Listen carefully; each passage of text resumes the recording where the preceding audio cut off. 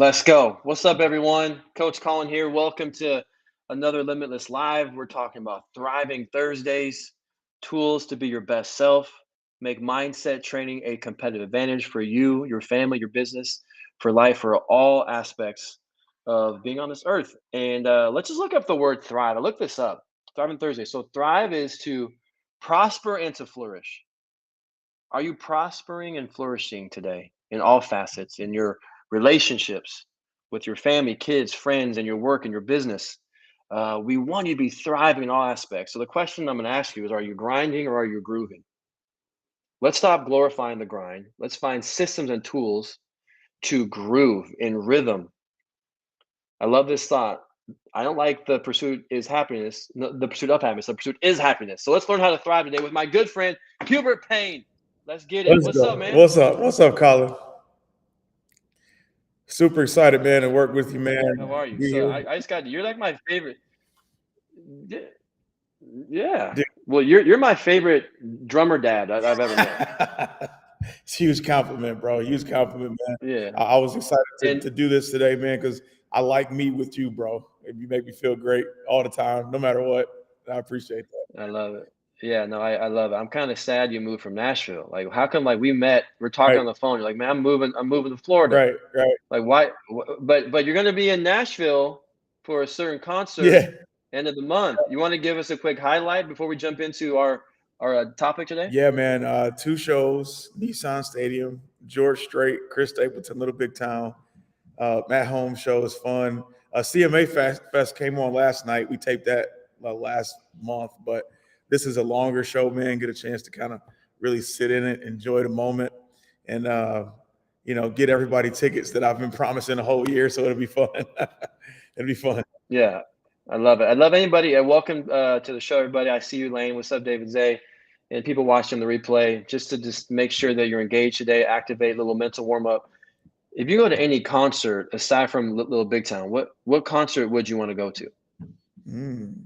Maybe type that in the chat. Maybe you can give me that answer, Hubert. Man, I'm a humongous Dave Matthews Band fan, so I could see that one 1,000 times and never. It's an experience. I love it. The moment you said Dave Matthews, I thought, Come on mm, now. mm, mm, Come on. mm, Come mm, on. do you have a favorite song of theirs? Oh man, it's hard to choose, dude. I like song 41. Um, I'm like a Dave head, dude. Like, I like number 41 is a huge one. Crash is huge, obviously. And I kind of really patterned a lot of my game after Carter. So they Ooh, got a song called Minarets, which is great. But yeah, I, I see Patrick jumping in, Van okay, Morrison, and Dave Matthews, if I'm not mistaken, lives in he Seattle. does. He does. Yeah, the hometown. I got to rep Seattle anytime I can. I would go to John Mayer only because I took our oldest daughter Bellamy, she's 9 years old, to John Mayer. He was in Nashville several months ago, and we watched the opening act. It was okay, and then when he came out, the place erupted. I'm standing up cheering, she's sitting down, and I'm like, "What's wrong, babe? What's up?" He's like, "Dad, it's kind of too loud. I think I want to go home." So, you love Dave, I like John. I only listened to one John Mayer No song, way. and I was like, "All right, listen, I mean, I gotta be the dad that's gonna protect and make her feel safe." We went home. I had to learn how to stay neutral. I had to use neutral Right. thinking and say, what's the best right step here?" Right. Your Okay, priorities, right? that's it. Okay, so let's just transition now. We kinda got off on interesting football. I love music. I can talk music all day.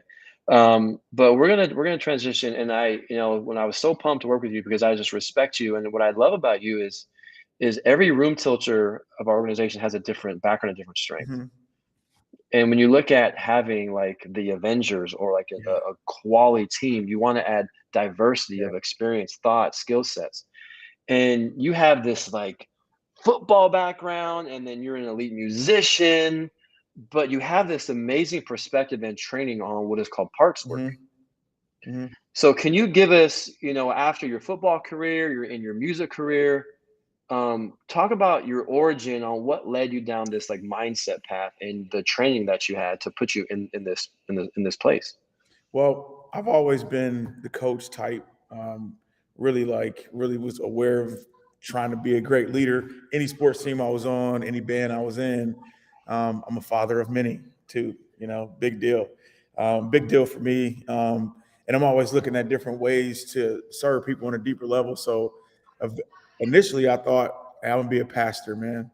I'm gonna do weddings and funerals and really understand how to divide the word and know what I believe and why I believe it. So I went to ministry school, and I still felt like, man, there's another call that goes along with this one, right? And I want to be able to help people who maybe didn't believe the same as me, but I saw myself.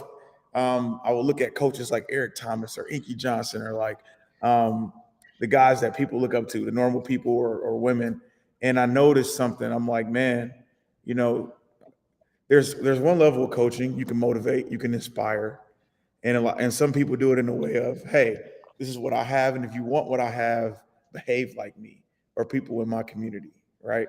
And they do it that way. But I started feeling like, man, I'd rather help people set an amazing table and work through their things and walk with them, right? So during the pandemic, obviously all tours were canceled, and I was kind of like, whoa, without music, how am I going to take care of my family? But what I was excited about was now I can dive into my coaching a little deeper. And man, by the grace of God, I came in contact with a guy named Miles Adcox. Miles Adcox owns On-Site Workshops. On-Site Workshops is a wellness retreat facility, 250 acres in West Tennessee, the middle of nowhere, man. And people go there for 5 days. They have a living center program where therapists work with clients in a group setting, in a group of about 10 people, and you do experiential work and you work through your deepest, darkest trauma. So that first night you're there, they take your cell phone, you eat there, sleep there, you have no connection to the outside world, and you work on yourself. And you'll hear all kinds of stories, right? So, for example, the first night, welcoming night, they're passing the mic around, and you'll hear a couple say, "Hey, we hate each other. We want to get a divorce, and we're here just trying to figure out the next right step," right? And then you have another couple. Um, we are a couple. We're married, but we just lost our child in a car accident. Then you'll have another person. Hey, I'm a public figure, but I struggle with addiction, and I need to get back centered and reattach to who I am. I don't even know who I am, right? So you have all these people, and that guy Miles Adcox, he saw something in me. He said, Hubert, he and I kind of collaborated this idea of coaches help people move forward and build, and therapists go back in your story and kind of unpack, like you say, the mama daddy drama, right? Yeah, Um, trauma, drama, daddy and yeah, mama. yeah, yeah. But somewhere in the middle is a very effective form of coaching and a relationship that people can really lean on to help themselves work through daily things, right? So we were like, man, let's. He just gave me the keys to the place. Talk to any therapist you want. Watch people, talk to them, learn from them, and create something that is a summary, the heart of the work that we're doing here. Because, man, I'm telling you, people are giving up their cell phones day one. You got all that anxiety, and by day five, you got marriages on fire. You got people saying, "Keep my phone." You got a lot of people walking through steps of grief. It doesn't erase what happened to them, but they're in a place where now they got some skills. They're equipped to deal with it.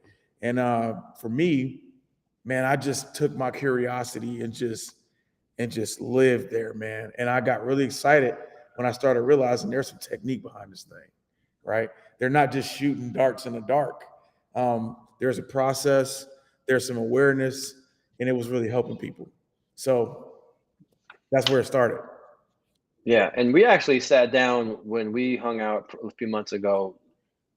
You were teaching me this parts work and the roles of and we actually kind of role played and actually Mhm, semi did a session mhm, together. And there are three roles of parts. mhm. Can maybe break down what parts work is the how effective it is and what the modality and the purpose behind parts, and then teach us what the three roles of parts? Yeah. So parts work is a way, it's a playbook that I use, right? Because I noticed, maybe not necessarily at on site, but as I put a lens and a magnifying glass on what is therapeutic work, uh, why does it work? Why does it not work sometimes? What is coaching? And I found like, man, okay, most of the time you go to therapy, you sit in there for an hour. They have a playbook and they're using it to organize your experience to kind of help you with interventions and help you feel felt, seen, and heard, right? Um, but then after that hour, it's like, as soon as you start getting somewhere, I'll see you next week. So I started thinking, man, what if I can create a playbook and I give it to my clients? Now both of us have the same language. They can work on themselves without me. When we come back together, it'll be really effective and beneficial. So the idea is we all have an undamaged healing center, right? And that's where you plug in your belief system. For me, I'm a Christian, so I believe it's the Holy Spirit. But for you, it could be whatever, and we can still do work. We can still work together. I can still walk with you, right? So with this undamaged healing center, it's unaffected by circumstance. It's unaffected by negative messaging. It's unaffected by your family of origin. It's unaffected by what you didn't have and you going for something and coming up short. It's unaffected. It's still there, always there, right? Now, around that undamaged healing center, we create patterns of behavior to coexist in our life, right? So we have these parts that are created from ways we may receive love. We create parts that are protector parts, which we'll get into, that protect us from maybe experiencing certain trauma we've been through. So that first role of parts is very important. We have exile parts. Now, exile parts are wounded parts. And what they do is they hold the memory of times that we um, have less than an empowered response. So this is where trauma is held, right? This is where I define trauma a little differently. I kind of broaden the scope of it because I'm a performance coach. So I define trauma as anytime we can't have an empowered response, there's a residue, right? We assume a defensive posture. We get protective. And our body remembers when we go through these things. Even if mentally we can't recall, that can also be a trauma response, right? So those exile parts are just, they're there and they hold the memory of any time we can't have an empowered response. That's right. The body keeps the score. Exactly. It's a Thanks. good book. The way Yeah, I summarize that for phrase is the issues are in the tissues. that's right. That's Your right. cells have memory. Your cells are listening. That's right. So if our exile parts are holding the memory of the wounds, every exile has a protector part in front of it. And our protector parts, they're just looking for the enemy. This is the version of people that we normally are introduced to. Our protectors. Ego lives in a protector, right? And a protector's job is to survey and make sure those wounded exile parts are never uncovered, right? So I say this a lot. A lot of times I'll find athletes, um, business owners or anybody in relationship making everything about everything. That's because our protector parts are looking for anything that looks like the enemy that hurt us before, and they show up defensive, if that makes sense, right? So, for example, you may have been in a relationship, you were hurt, and you're in a whole different relationship now, but you start showing up in that defensive posture. I can love you, but only to a certain extent because my protector part is in position, making sure that wounded part is never uncovered, is never damaged again in the same way, right? So that second part, protectors. The third part, what I see is we have firefighter parts. Firefighter parts don't care about content. All they care about is if my system gets dysregulated, they're going to come in and put the fire out. What that looks like, it looks like, drinking, smoking, binging, scrolling, any kind of overactive behavior where um, we're just calming the system, right? Checking out. Got to calm the system. So the firefighter just put out the fire. Now, the interaction of those three rows of parts is how we show up in relationship. Now, the opportunity in doing this work is a lot of times we're not even aware that we're showing up as a part detached from that undamaged healing center that we talked about in the beginning, that core self that's healthy, right? So we may have parts that are in roles that are, and the evidence of that is like a lot of times will show up automatic. You ever notice like, man, I had a real automatic response to that conversation or that person or that situation? That means that we have an overactive protector part that's not getting introduced through our undamaged healing center and then into the world. Well, it's kind of like if you get a text message or a phone call from a certain person in your life and your nervous system is on like red alert. That's right. That's right. That's That's your exactly a protector part. There's a exile part, a wound that hasn't been properly healed.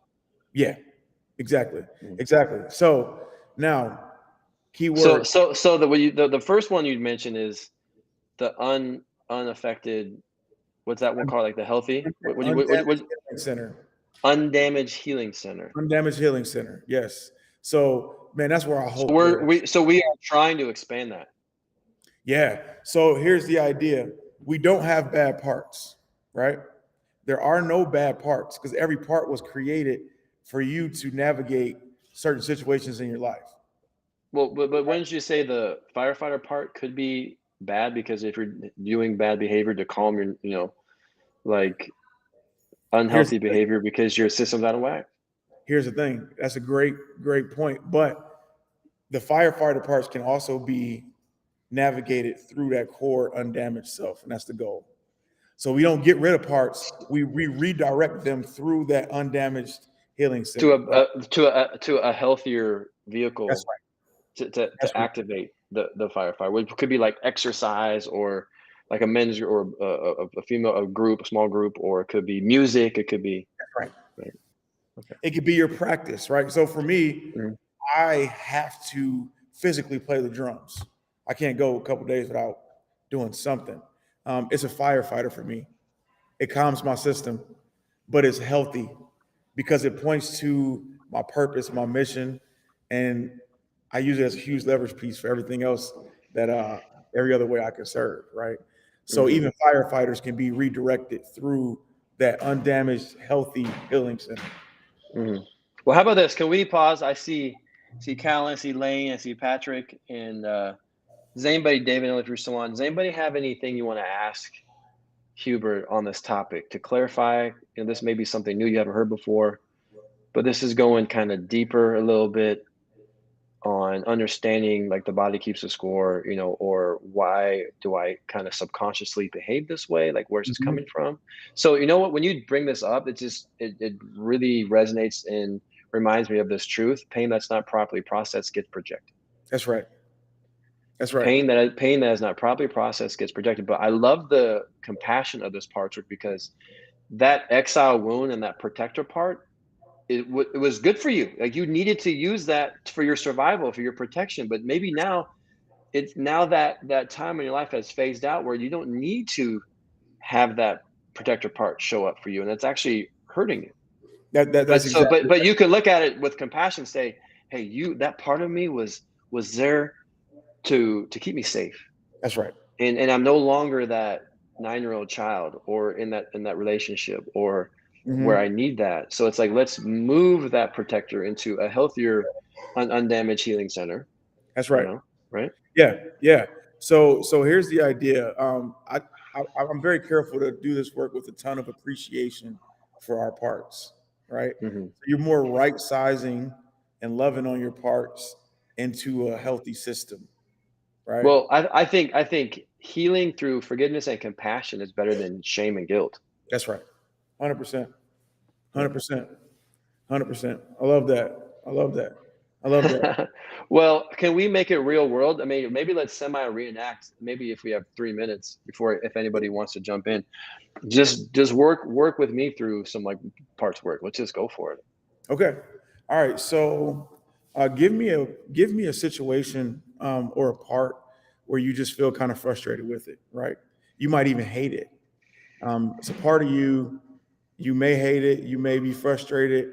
It may be blocking you or keeping you from Mhm. some things. Um, and when you have it, raise your hand.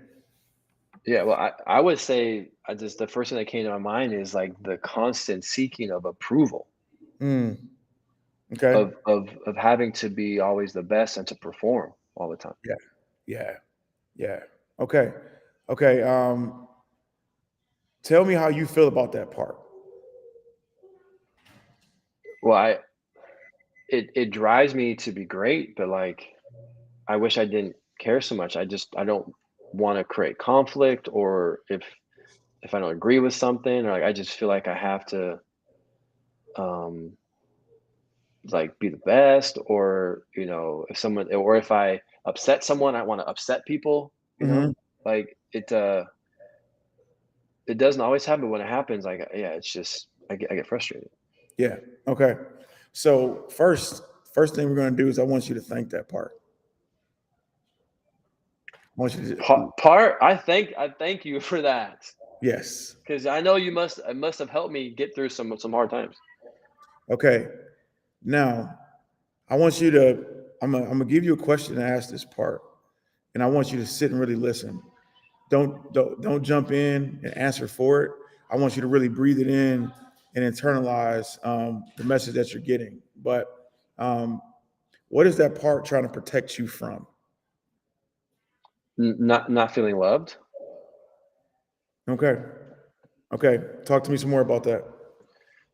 um it's protecting me, maybe if I don't feel abandoned, if I'm not connected, or in good, like, graces, or um that has protected me because I do value success. I don't know. So it's just I feel worse when I lose. Yeah. Yeah. Okay. Okay. So let's do this really quick. I want you to give that part a name. um let's call this part Adam, the approval monster. Not monster, friend. Adam. Adam. Right. That's right. Adam. Language is important, right? So Yeah. Adam. This is what we're going to do, Colin. I am going to embody Adam. Okay. Mhm. So I am Adam, and I want to have a quick conversation with you. Um, Alright. now, Colin, how you doing, man? So you're Adam? I'm Adam. Okay, I'm doing good. What's up, Adam? I'm great, man. I hear you. I hear you talking about me, man, and I'm just out here working, trying to figure it out for you.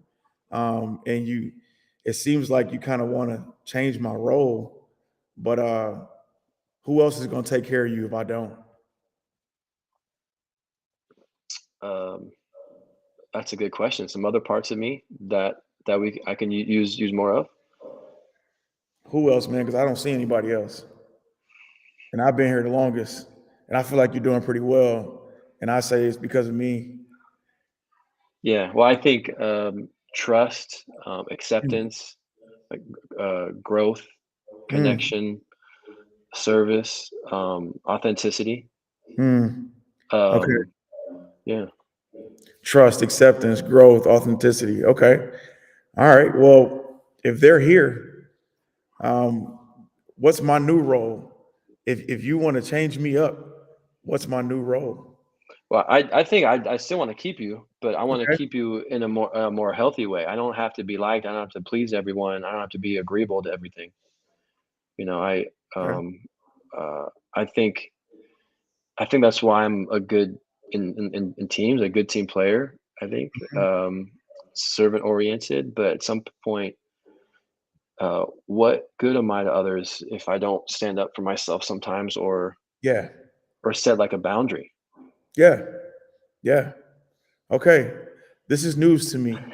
This is news to me, Colin. But Yeah. because I want to stay here, I think we've got a good thing going. Mhm. I'm open to working with your other parts, and we working together as a team. And I'll do what you tell me. That's good. I like how it kind of separates it, and it makes it kind of more like you have control, That's and right. you have an ability to, like, also with compassion. Like, it's not.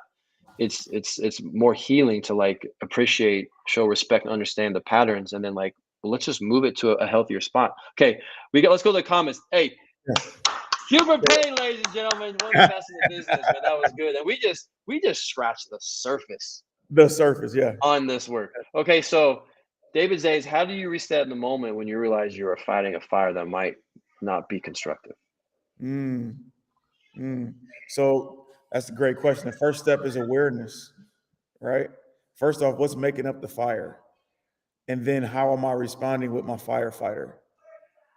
A lot of us don't even realize the cycle that we're in. So awareness is the first step. And then spending time with your parts and recruiting a new group of resources, just like Collin just did, right? So a way that we take our power back from the firefighter is establishing a new team, right? We have all kinds of parts and internal resources. And a big part of my coaching is I do it experientially in 3D, where I concretize your internal environment, like Collin and I just did. So we're bringing out parts, and anytime we're engaging creativity and spontaneity, our emotional intelligence is getting stronger, right? That's the heavy lifting. So um, a lot of the same process we just did, but awareness, coming up with a new team and a new action plan to kind of Mhm. redirect what we're doing, our energy.